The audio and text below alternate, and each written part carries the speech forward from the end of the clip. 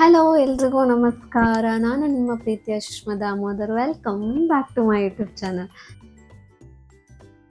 ಈ ವಿಡಿಯೋದಲ್ಲಿ ನನ್ನ ಜರ್ನಿ ಬಗ್ಗೆ ಮಾತಾಡೋಣ ಅಂತ.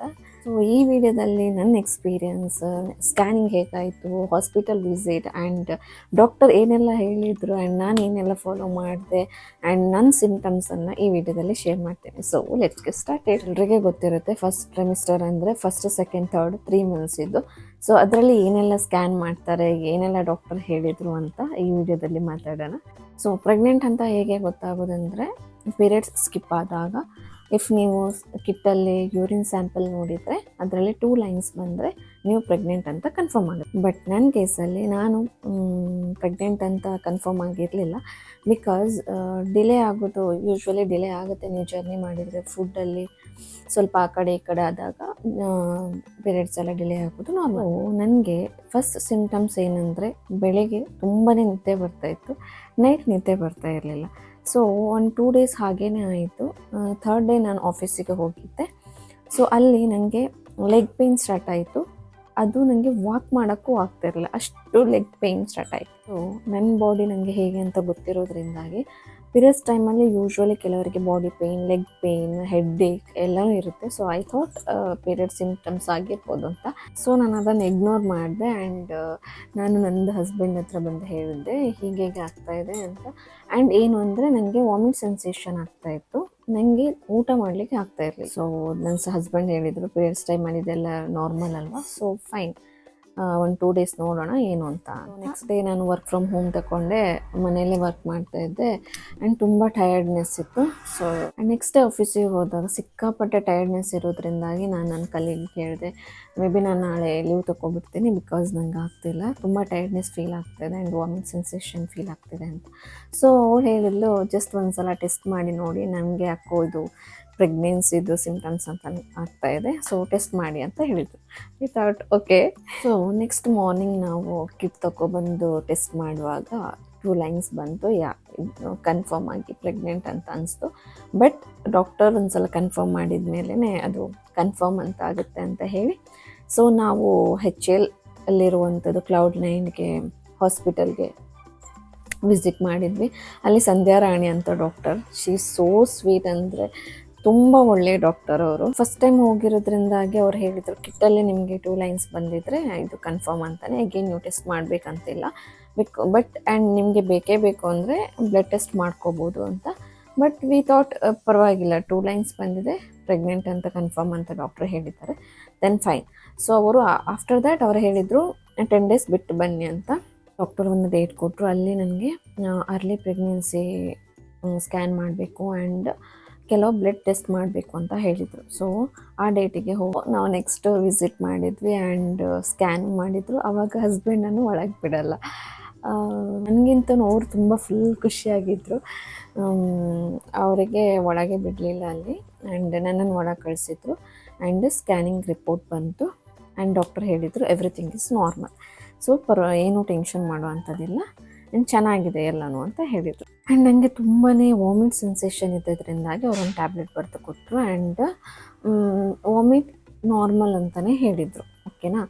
ಸೊ ಅಷ್ಟೆಲ್ಲ ಆದಮೇಲೆ ನಾವು ಮನೆಗೆ ಬಂದು 2 ಡೇಸ್ ಆದಮೇಲೆ ನನಗೆ ಸಿಕ್ಕಾಪಟ್ಟೆ ವಾಮಿಟ್ ಸೆನ್ಸೇಷನ್, ಅಂದರೆ ಏನು ತಿನ್ನೋಕ್ಕಾಗ್ತಿರ್ಲಿಲ್ಲ.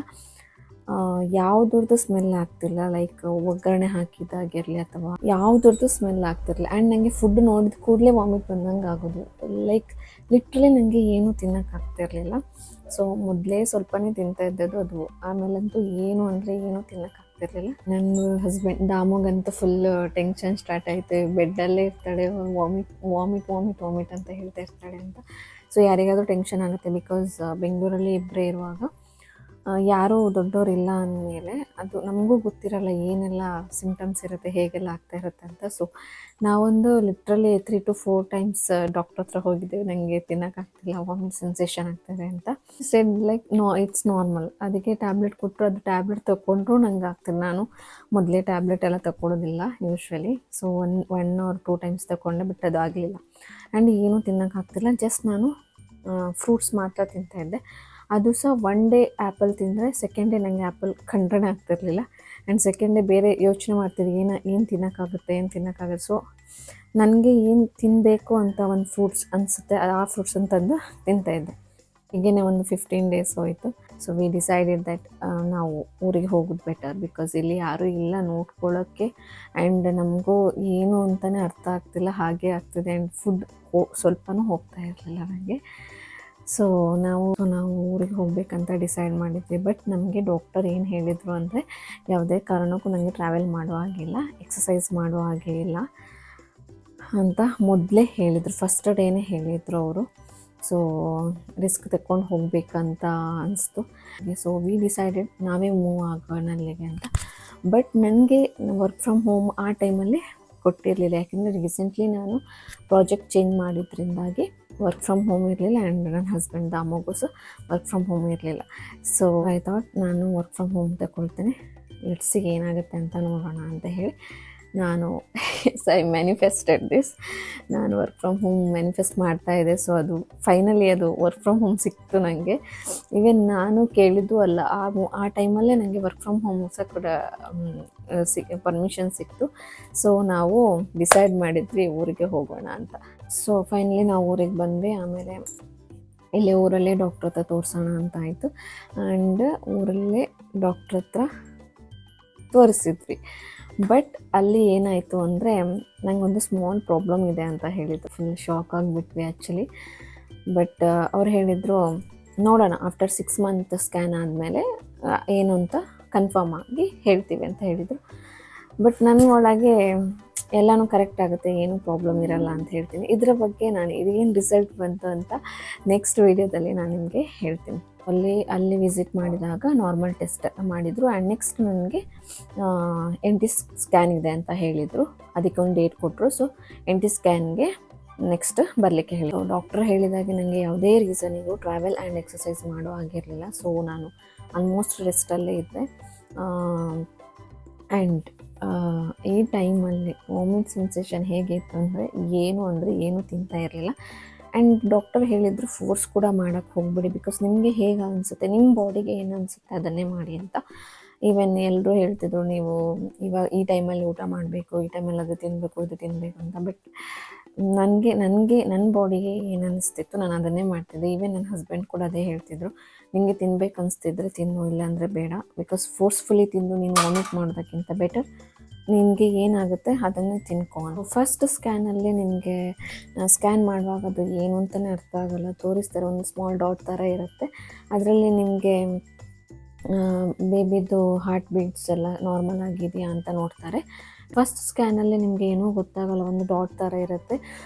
ಅವ್ರು ತೋರಿಸಿದ್ರು ನಿಮ್ಗೆ ಅರ್ಥನೂ ಆಗಲ್ಲ ಅದು. ಆ್ಯಂಡ್ ಅದರಲ್ಲಿ ನಿಮಗೆ ಒಂದು ಬೇಬಿನ ಟ್ವಿನ್ಸಾ ಅಂತ ಕನ್ಫರ್ಮ್ ಮಾಡ್ತಾರೆ. ಆ್ಯಂಡ್ ಬೇಬಿದು ಹಾರ್ಟ್ ಬೀಟ್ ಎಲ್ಲ ನಾರ್ಮಲ್ ಇದೆಯಾ ಅಂತ ಚೆಕ್ ಮಾಡ್ತಾರೆ.